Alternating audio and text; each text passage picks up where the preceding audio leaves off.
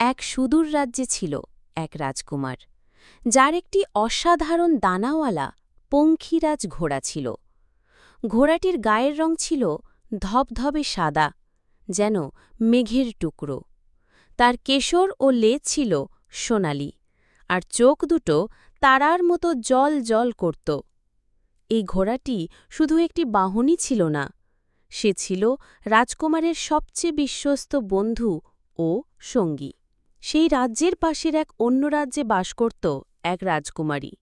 তার রূপ ছিল চাঁদের আলোর মতো স্নিগ্ধ, আর মন ছিল ফুলের মতো কোমল।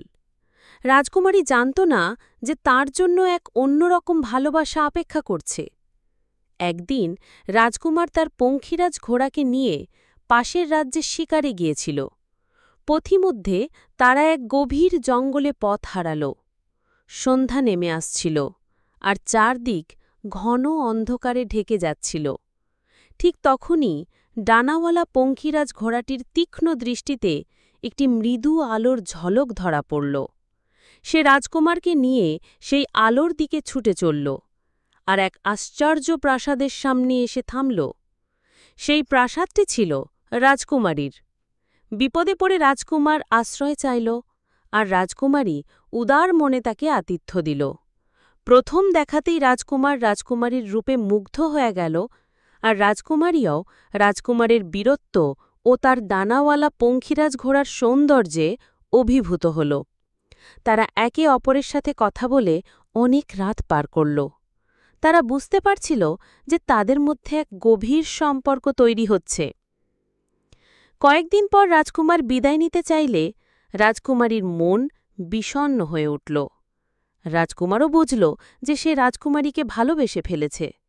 বিদায় বেলায় তারা একে অপরকে কথা দিল যে তারা আবার দেখা করবে। রাজকুমার তার রাজ্যে ফিরে আসার পর থেকে রাজকুমারীর কথা ভাবতে লাগল। সে জানত যে রাজকুমারী তার জীবনসঙ্গিনী হবে।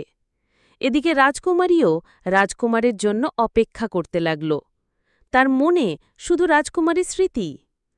অবশেষে রাজকুমার তার ডানাওয়ালা পঙ্খিরাজ ঘোড়াকে সঙ্গে নিয়ে রাজকুমারীকে আনুষ্ঠানিকভাবে বিয়ের প্রস্তাব দিতে গেল। রাজকুমারী এবং তার রাজ্যের সবাই এতে খুব খুশি হল। এক শুভক্ষণে তাদের বিয়ে হল, আর ডানাওয়ালা পঙ্খিরাজ ঘোড়াটি তাদের ভালোবাসার সাক্ষী ছিল।